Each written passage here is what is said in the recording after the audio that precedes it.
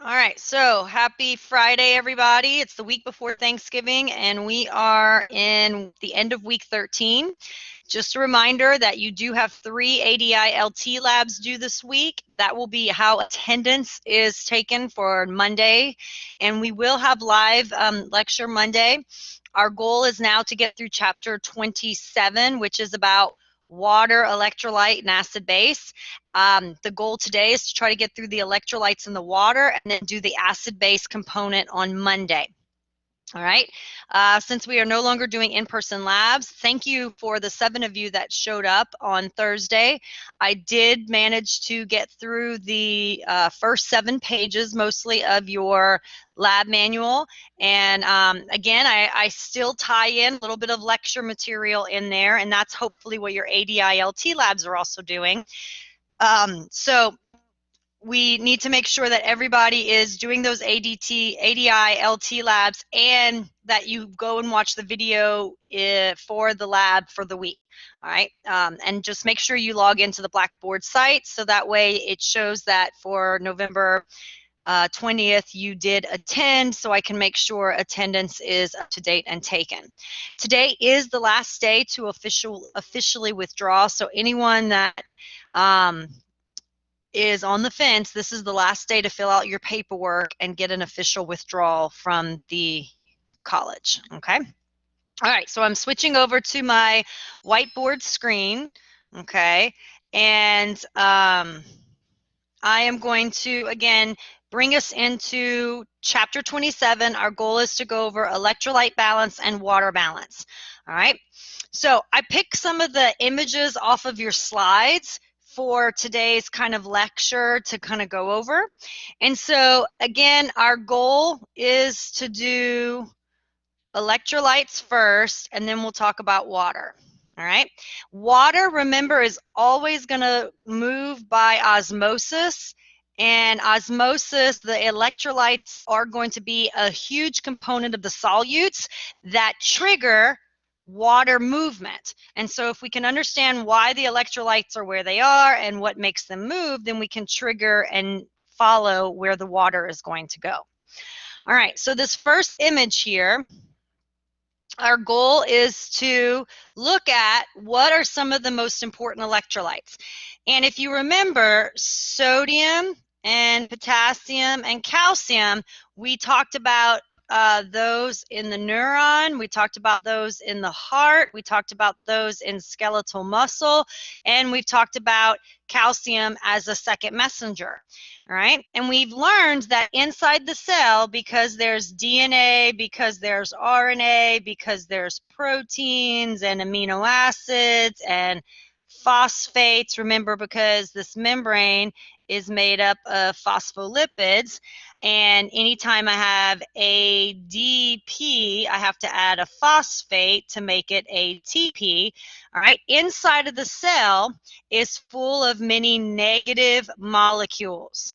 And so inside the cell, remember, I am going to hoard potassium to try to balance out all these negative molecules. So one of my important electrolytes in my system is potassium.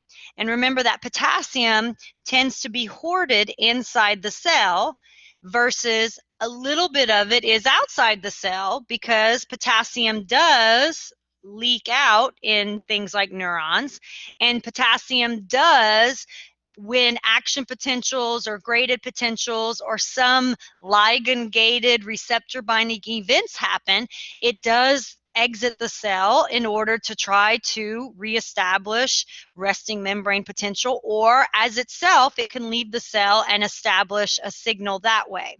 Okay, so potassium is going to be tending to be inside our cells. It is the main cation, which is the main positive ion inside our cell. All right. Now, again, from the nervous system, we learned last semester that the major cation or positive ion that is outside the cell is sodium. And remember that sodium wants to go into the cell, and you can see the numbers. It is at 140 milliequivalents per liter outside the cell versus 12 milliequivalent units per liter inside the cell. So there is a concentration gradient where sodium wants to go in. And remember, because of all the negative charges and sodium being a positive, sodium wants to go in electrically. All right. And so our bodies work really hard with sometimes sodium leaks in, sometimes potassium leaks out, and then we use sodium potassium pumps to try to keep an establishment of sodium high outside the cell versus inside, and potassium high inside the cell versus outside. Calcium is a little unique, okay? As you can see, calcium is loaded up maybe inside the cell, but in many cases, if it's high inside the cell, sometimes inside the cell, like in muscle, it's actually inside things like an endoplasmic reticulum that is actually sequestering it and keeping it out of the cytoplasm. All right. And so in many cases, while calcium is a cation that might have a lot of calcium inside the cell, because that calcium inside the cell in many of our conditions is actually found sequestered and kind of tied up in intracellular organelles. The calcium is going to tend to, as we see in our cardiac muscle, when given an opportunity, it will sometimes want to go into the cell by, again, a little bit of a concentration gradient because the calcium free in the cytoplasm is very low. And calcium is another, again, positive molecule, so a cation, and it wants to go into the cell because of all the negative molecules inside the cell. Okay, and remember, calcium is super important because it makes muscles contract when it binds to troponin in skeletal and cardiac muscle, and in smooth muscle when it binds to the enzyme calmodulin.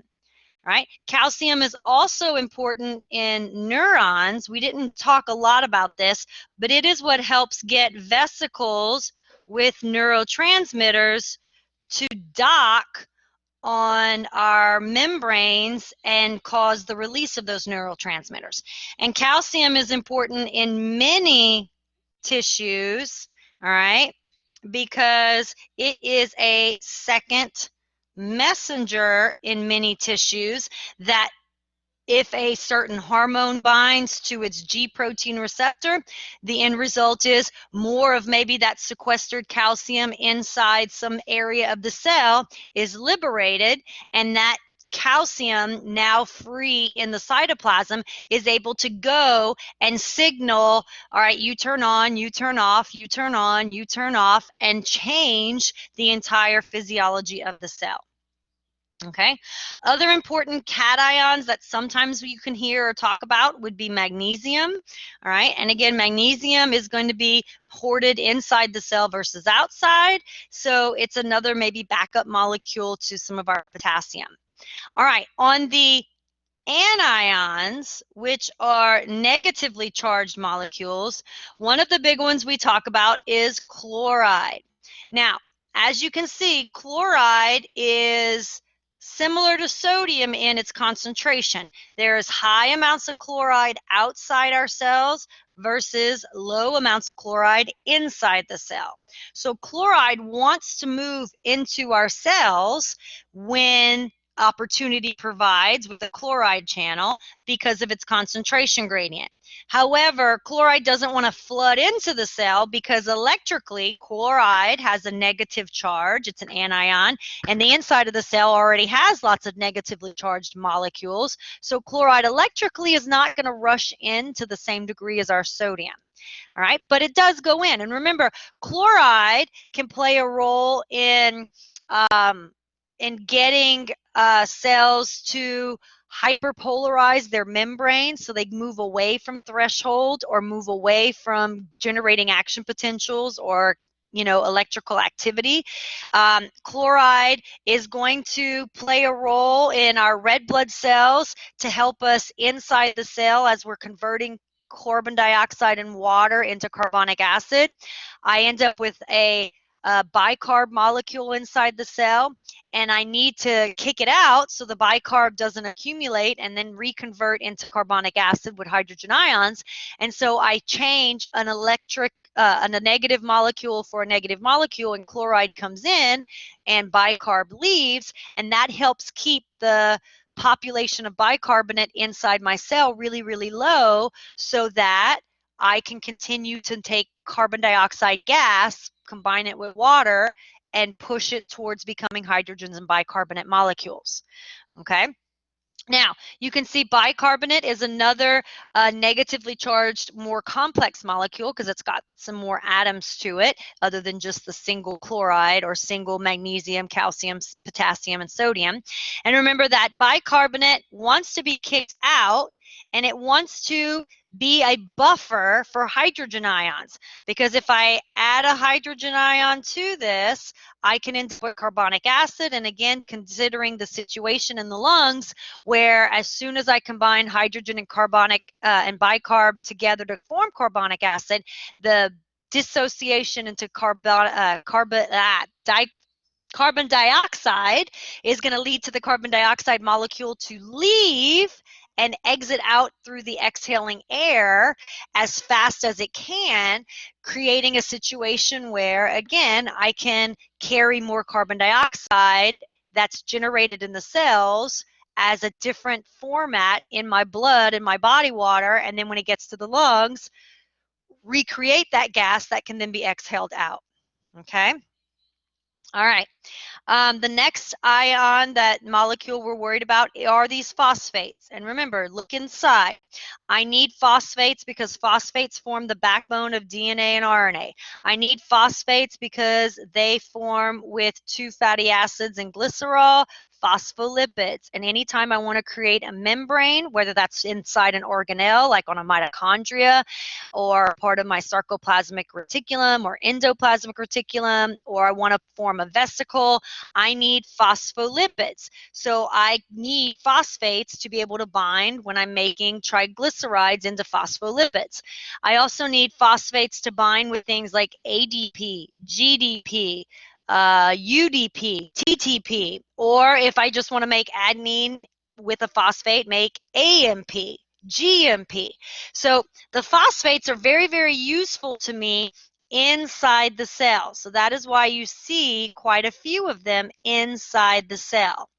Okay, and then outside the cell, again, I get phosphate when I drink some different milk of magnesia, or when I take in certain foods, and they will help, again, kind of replenish any and all phosphate that I might lose through my GI tract, through sweating, or through my kidneys. Okay, and then they tend to, when in blood, again, run around as a negatively charged molecule. All right, and then proteins, again, because proteins are going to have that central carbon, they tend to have a carboxyl group, they tend to have an amine group, all right, and then they have their hydrogen, and then they have their R group. And remember, in the R group, there can be more carboxyls, there can be more amine groups. When you put these things in water, many times the hydrogen goes away and the carboxyl groups take on a negative molecule or charge. All right, and so many of my proteins that have many of these carboxyl groups in their R groups, or they're the end of the protein, those carboxyl groups are floating around, causing the amino acid and or protein to have a negative charge. So that's why it's showing a negative charge. Now, proteins are in membranes of cells as receptors. They're in the cytoplasm to form, like actin and myosin, to form structural cytoplasmic proteins. They're in organelles. Think about the mitochondria has proteins that form the electron transport center. They're in the cytoplasm that, again, do the enzymatic functions of converting things at a faster rate. So inside the cell and in the membrane of the cell and in the membrane of the nucleus and in the membrane of its vesicles, there are lots and lots of proteins. So proteins tend to be higher inside the cell. Outside the cell, again, you might have some hormones, you might have some other small signaling molecules, some cytokines. And again, they're in a little bit less population because some of those proteins might structurally be bound up and doing things like wrapping around fats to carry fats in our blood. So they don't actually get in the interstitial or extracellular fluid. They stay in the plasma.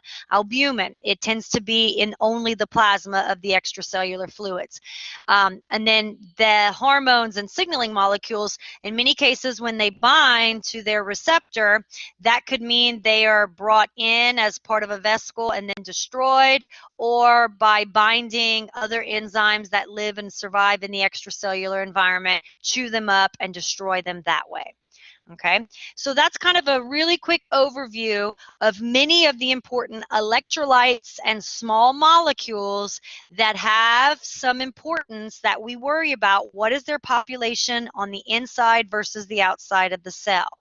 And if we look, a different little cartoon shows you with 2 beakers of water. So again, if I have my body is 70% water, okay, that water is distributed to water inside the cells and then water that is outside the cells. And again, this is subdivided into, some of this water is considered plasma and lymph, and some of it is just, again, interstitial fluid, okay? And remember that the plasma will be a little different from the interstitial fluid in the lymph because the plasma is going to have albumin and going to have, again, some other proteins that, because they are big, they might not be able to leave and become part of the interstitial fluid and the lymph, okay? Now, for, again, these molecules, it's just showing you a different way. Sodium tends to be high outside the cell, low inside the cell. And again, that is a big, important manipulation of the cells because what is going to tend to follow sodium is water. And so inside the cells, if I take in a bunch of sodium and I don't quickly reestablish my balance, water will follow, and that can potentially cause my cell to burst. All right. And again, this dynamic of sodium being high outside the cell and versus in, that is a unique balance that gives me the ability in neurons and in muscle cells to depolarize resting membrane potentials. And I use that to my advantage to create gated potentials that are excitatory potentials. I use that to my advantage to create action potentials and to carry other electrical signals on neurons. And I use that to my advantage to signal in my muscle to excite the membranes so I get contraction. Okay. Potassium, again, is going to kind of be the opposite of sodium in that it's high inside the cell versus outside. Now, potassium, remember, is very important in resting membrane potentials, okay? In cells that let potassium leak out, all right, the resting membrane potential is going to still be primarily influenced by the potassium levels. So small changes to the extracellular environment of potassium that lead to potassium not leaking out as much or leaking out at a higher rate are going to very greatly alter what is your resting membrane potential for your cells. So potassium is hugely important in that resting membrane potential. And again, that is critical because if it starts to be more unstable, that could lead the heart to more sporadic or higher rates of electrical activity, which then could lead the heart to get out of sync, especially in old sick hearts that don't recover quickly in their action potentials, and lead to fibrillation. Okay. Calcium, remember, we hit, it's important in many, many, many different cells because it can be a second messenger. It's important in many, many different places as the ability for vesicles and proteins to dock, and then vesicles to undergo exocytosis and endocytosis. So in order to take in molecule or expel neurotransmitter, hormones, signaling cytokines, calcium plays a role in that. And then calcium in muscle is very, very important on whether or not it will contract or not. While calcium inside the cell might be, in theory, in total higher, in many, many, many of those cells, the calcium is not free in the cytoplasm. It is very tightly controlled and held in little jail cells, which are vesicles or cytoplasmic reticulum. Okay, and again, remember, chloride is going to typically follow the sodium to try to balance, again, a positive and a negative. All right, and it doesn't balance it out completely because bicarb will also be some of the negatives to assist and balance out the extracellular sodium. So bicarbonate and chloride are going to be higher outside the cell, and by being higher outside the cell, that kind of lets them, again, for all the sodium positive molecules present, kind of have a balance of, well, here's enough negative to kind of keep the positive negative outside cell balance. Phosphate's going to, again, play an important role for any time I want to make ADP or AMP, all right? Anytime I want to go here, there's a phosphate I have to add. There's a phosphate, and that's how I get ATP. Anytime, again, DNA wants to bind those different A, T, C, G, or RNA. I want to make RNA, ribosomal RNA, tRNA, or messenger RNA. Again, phosphates are part of the backbone of those molecules. So phosphates are hugely important inside my cells, okay? And they are part of, again, the population of making and changing molecules quickly inside the cell that then I can get or store energy or do some signaling with things like ATP becoming cyclic AMP. Part of that is two phosphates are released. All right, and if we go back a little bit further, remember when we talked about how does an immune cell or how do cells in the surrounding area know damage has occurred? Well, anytime things that are supposed to be in high concentration inside cells all of a sudden become highly concentrated in this little area of the extracellular fluid, that could be a big indicator that, hey, some cells exploded and their internal contents are now seeping and becoming more robustly part of this extracellular environment. So in many cases, some of our pain and itch receptors, they are looking for in the extracellular fluid for high potassium levels. Why? Because potassium is supposed to be low outside the cell. So if all of a sudden this area of skin or this area of tissue becomes very, very, very rich in potassium, that could be an indication that some cells got damaged and exploded and all their intracellular potassium is now freely in the extracellular environment, and I should react, ow, painfully to that. Same thing with things like phosphate and ADP levels. If all of a sudden my environment became rich in phosphate and ADP and GDP, things that are supposed to be high inside the cell, they're now part of that extracellular environment. Again, those are other ways our immune cells and our cells in the local area get a message that some cell or some body is in trouble, some area, because the external environment has become rich in things that it shouldn't be rich in, and the only source of those items in a very sudden manner is that some cells blew apart, lysed, exploded, and their intracellular contents is now mixing with all of the extracellular contents and changing the extracellular environment. Okay, now some of, again, our sodium levels, we very tightly regulate our sodium levels. So remember, back up here, we wanted sodium to be about 145 milliequivalents per liter outside the cell. All right, so that's our 145 milliequivalents per liter. When that 145 starts to, again, become increased, so it starts to become like 155 or 165, all right, we are going to see, again, where does water go? Water wants to go where there is high solute concentration.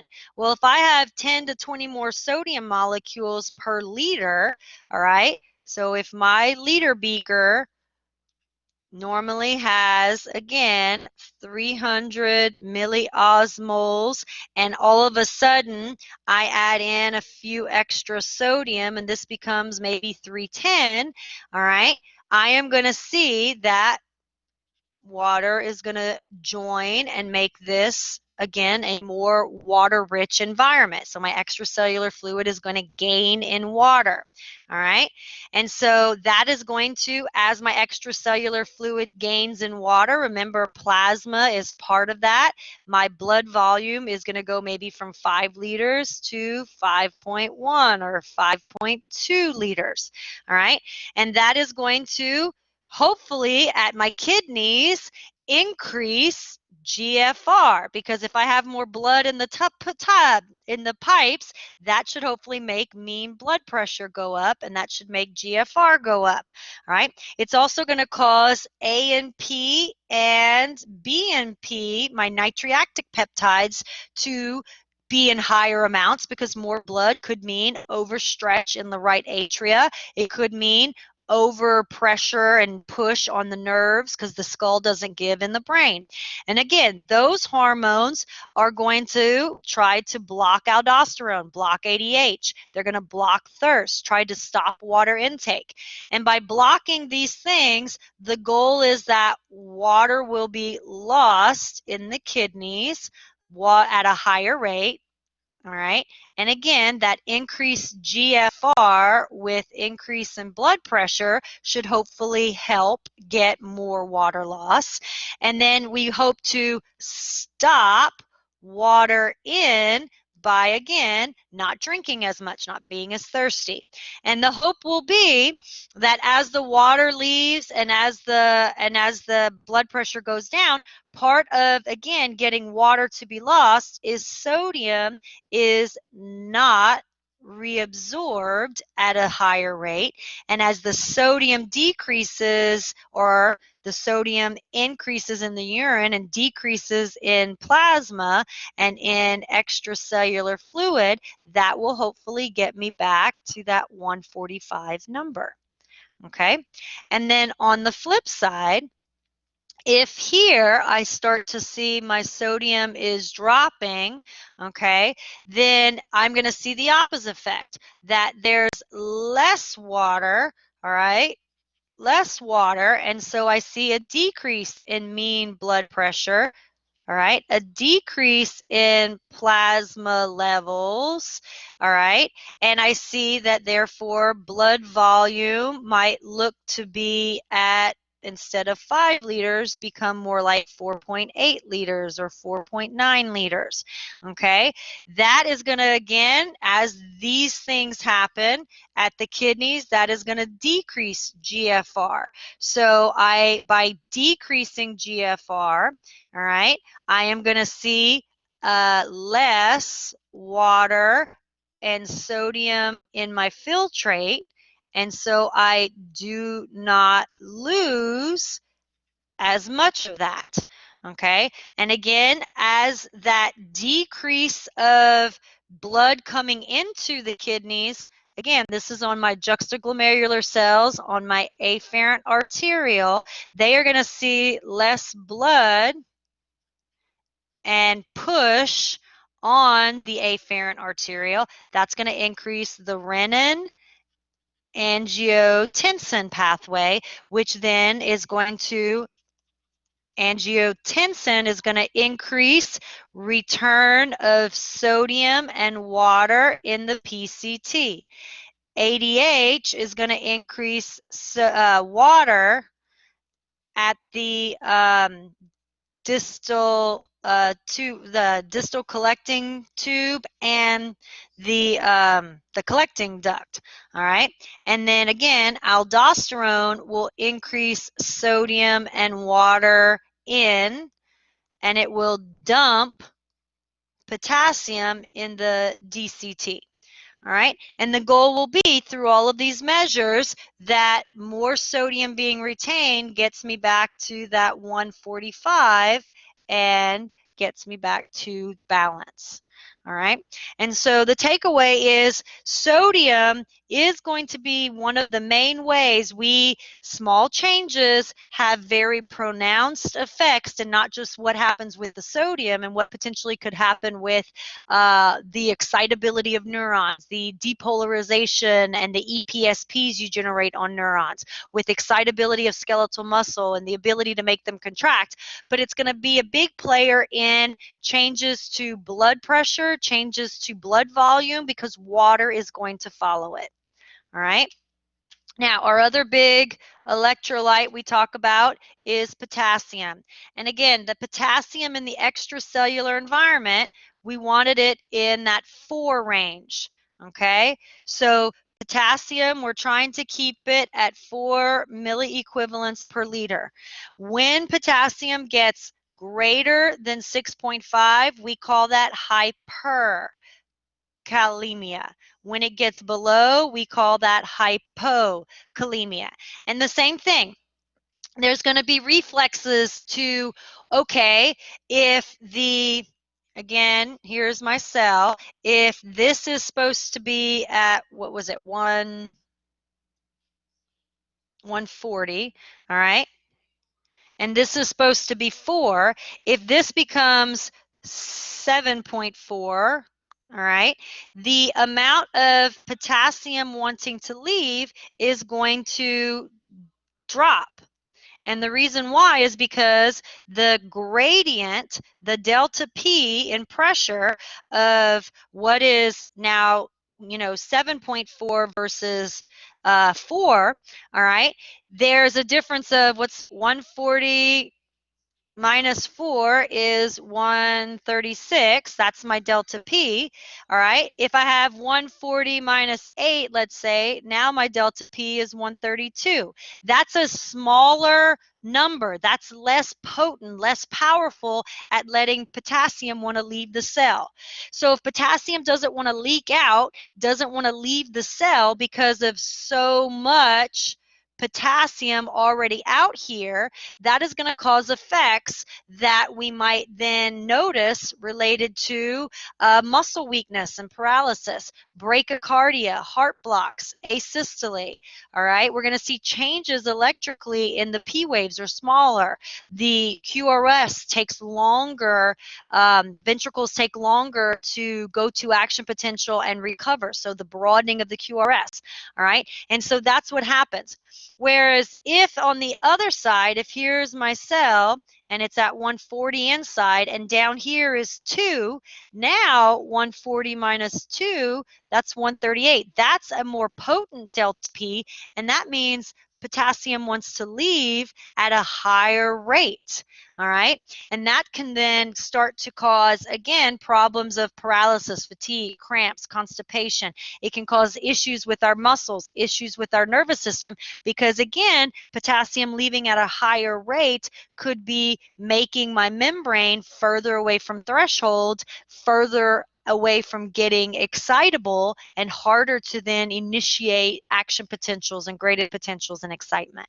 All right, and so when we get older, again, you hear about old people, they're more worried about their potassium. Remember that aldosterone is a steroid hormone, all right, and its main purpose from the adrenal cortex is to regulate potassium in this extracellular environment. And when I start to see hyperkalemia, aldosterone is going to increase from the adrenal cortex, and the goal is in the DCT to increase potassium secretion in the filtrate. And because in cells, anytime I usually want to push potassium out, I draw sodium in, because that's how pumps work. When you push potassium to the environment that it doesn't want to go, and sodium into the environment that it doesn't want to go, all right, you're going to see that to get potassium out of the cell and into the filtrate, and sodium has to come in, that we are going to have to then continuously pump on the other side of the cell, at the filtrate side of the cell, to continuously get the cell to stay at 140 for potassium and not higher, and then to keep letting the potassium in my filtrate, because I'm getting potassium from my extracellular environment in, I keep pumping in one way and letting potassium come in the other. All right, and so that means I'm going to then try to use aldosterone to keep potassium levels stable. Okay, and again, a consequence of keeping potassium stable when it is excessively high is I'm going to see my blood pressure go up, because sodium is going to follow. All right, to review again what's going on with calcium. Calcium, remember, is also regulated by some critical hormones, and those hormones are parathyroid and calcitonin. And remember that my calcium levels, again, I want to keep them at that 2.5 milliequivalents per liter. When they get a little higher, I'm going to have the thyroid, the cells that produce the calcitonin, respond, and they will then try to get calcium into bone. They will try to get calcium secreted at the kidneys. All right, and by doing that, as the calcium is coming in from the gut, they are going to again try to put it in bone and put it in the urine. If my 2.5 drops, remember the parathyroid gland is going to respond to that. And again, to get calcium levels to rise, it's going to pull it from your bone, because that's where calcium is stored. It's going to make the kidneys retain it, especially in the DCT, and it's going to try to get your gut to absorb it better. All right, and the goal being to keep that calcium level in that nice sweet spot. Okay, so that's a lot about the electrolytes. And again, the purpose of this chapter is to get some understanding of which ones are located where and why, and which ones are going to be, again, very, very tightly monitored, because their change could have very profound effects on your system. And the ones we talked about that, again, have some very, very tightly controlled mechanisms are sodium, potassium, and calcium. And the reason why is because if you mess with them, you mess with membrane potentials, you mess with excitability, signal transduction, water balance, and you mess with, again, for calcium, even second messengering and the physiology of the cells. All right. Now, we've hinted about water. Water, again, is a balancing act of what do you take in versus what do you take or lose out. All right. And there are going to be ways we get water that are going to surprise you. All right, so water again comes in with food and drink. And so if you eat lots of fruits or lots of foods that have high water content, the food content could potentially go up and the drinking content could potentially go down.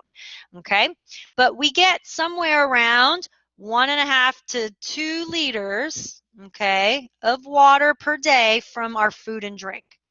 Now, we get almost 1/2 liter from metabolism. And if you don't remember, all right, carbon dioxide plus water makes carbonic acid, all right, and that, becomes hydrogen ions and bicarb. Remember that anytime these two molecules combine and the equation goes this way, and carbon dioxide leaves in the lungs, I am left with water.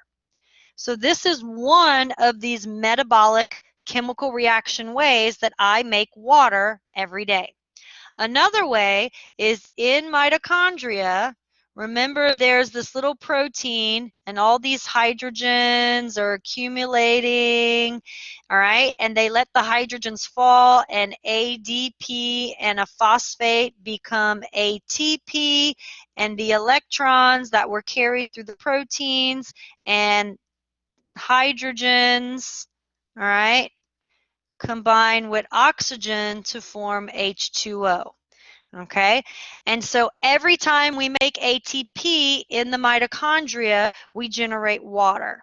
All right, so these are some of the examples of metabolic reactions that give us water molecules that we then can have in our cytoplasm or our extracellular environment. All right, the point I'm making is while we do a lot of metabolism and we do a lot of chemical reactions, we do not generate enough water to compensate and create enough water to make up for how much we're losing. Let's talk about those ways we lose water.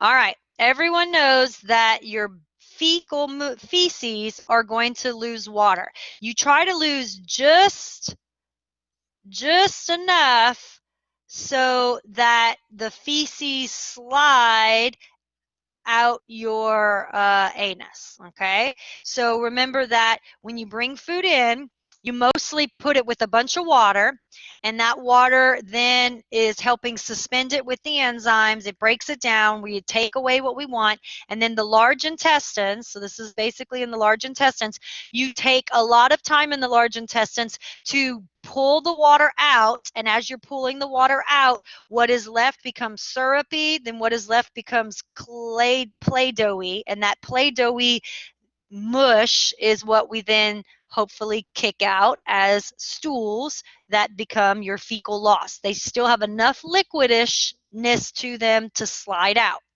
All right, the skin.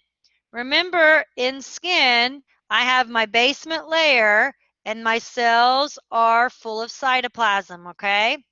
And as they move away, they flatten out and then they become dead, okay? Well, this water in these cells that are located near my basement membrane, that water does slowly get lost to these little spaces in between the dead cells. And that water loss, that loss of the water as the cell dies, is what we call insensible perspiration. Okay, and it's the water loss of if I want my cells to replace the dead and lost cells that I am losing naturally through my skin shedding, I'm going to have to be willing to lose the water that was originally part of the cytoplasm of those cells. All right, and so I can not stop my cells from growing, multiplying, dividing, and replenishing my skin. So every day I lose enough water from my entire skin, head to toe, that represents the intracellular water that's about half a liter from a half a liter content of cells. Okay, that's known as insensible perspiration.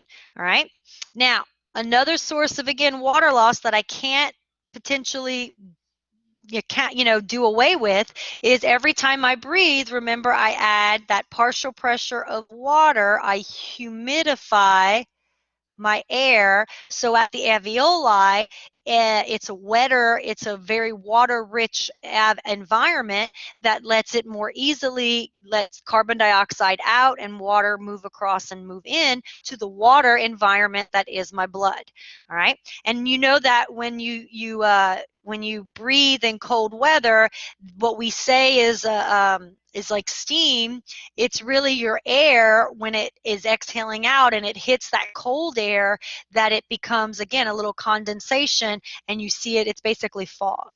Okay, so I can't stop breathing, and so this is going to be water loss that I have to account for because it's something that I have to do to the air that I breathe when I bring it in. I have to make it wet. I have to make it a humid environment. All right. And so the last place of water loss is at the urine. And this is what, again, my glomerular filtration rate needs to provide as a stable amount of fluid is taken from my plasma. I recover 99% of it. That 1% to 0.1% of plasma that I don't recover, that water every day of every minute from every nephron is what is becoming my urine. And this is a great way to get rid of a lot of waste products, but at the same time, it's also, in some instances, a form of water loss that I have to have happen despite potentially, not having water coming in. All right. So when you think about it, I have to have skin, I have to have breath, and even if I don't eat and I don't, have a lot of fecal matter being made, I'm still going to have a mass movement and I'm going to move things out on a daily basis. I don't have a lot of wiggle room for some of these molecules. I can somewhat maybe wiggle here with the use of angiotensin II, aldosterone, and ADH versus ANP and BNP, trying to make that maybe number go up. Okay, so my water balance every day is trying to balance these forces. And so the general rule of thumb is that if you don't have water available, you'll last about 3 days. All right, because I can't stop breathing, I can't stop cells from dividing and conquering. I can try with lots of hormones and lots of use to make this maybe go down as low as possible, and I can maybe, if I'm not eating, make this go down a little bit, but the end result is I am going to have water loss every day. And if I'm not getting water in with food and drink, I'm only able to create a small amount. And so that is part of the reason why you will probably last about 3 to 4 days without water, because every day the metabolism of water gains and the losses are always going to be greater than the gains, and you're going to slowly dehydrate by second, by hour, by day, to a point where then you go into organ failure and you die. Okay, now when I add exercise, okay, my outlets can increase higher when I add sensible perspiration. And again, that sensible perspiration could be 1 to 2 liters per hour. All right. And then again, if I manipulate my kidneys, I can probably get my my kidneys to increase or decrease their amounts out. All right. So when I am looking at water balance, I know that I never can make enough. The takeaway is I never can make enough water molecules to compensate for some of the water losses that I have to breathe, to make my skin and cells divide and multiply. So I have to get water in from external sources, and I have to get enough water in from those external sources to compensate for the ways that metabolism is not able to manage, and then to compensate for any additional water loss I have as I add exercise, or I add more hot environments or situations that I put myself in externally that challenge the output and the water losses to increase higher than normal. Okay, so water is going to, again, follow sodium. So again, as I look at my water balance, I can also look at my sodium balance. If I take a diet that is high in sodium, and so again, you see this with people who eat high sodium diets, they are going to probably take in or thirst for more water, because as they unload more sodium, water is going to want to or need to follow to be able to keep that sodium ion concentration in the right osmotic balance. Okay, and so people who have high blood pressure, one of the things their doctors will usually tell them is to watch the salt they intake, because They already have a high blood volume, a high water load. We give them diuretics in many cases to make this area go up, to try to make blood pressure then go down. And so if they then counteract any of the diuretic effects we're trying to impose on them by eating a high salt diet and thirsting for more water, then we're not really helping to get that sodium and that water balance that we want. All right, so that is what I wanted to cover today. Again, you'll want to make sure that you read through the book, go back through the examples, go back through some of the vocabulary terms in chapter 27. But the gist is that a big part of how we manage water, how we manage our electrolytes, is a balancing from a few different organ systems. But the GI is normally how we bring them in, and the kidneys are going to be a big player in how we get rid of them, and get rid of them at the right rate so we can constantly balance the amount in versus the amount out. And in many cases, what we eat and the electrolytes that are coming in are going to potentially drive the water balance to maybe go up and down as, again, osmosis and the osmolarity of our system is being changed. Consequences of not keeping the right electrolyte or ion balance is that we mess with water balance, so we mess with blood pressure. Others, more specific, if we mess with sodium, potassium, chloride, calcium, we start to mess with signal transduction, we start to mess with membrane potentials, with action potentials, and we start to really quickly mess up many, many, many important things like the nervous system's control of the body, muscle contraction, and the heart contraction, which is then tied back to blood pressure and cardiac output. All right. So that's all I have for you today. I'm going to stop the recording.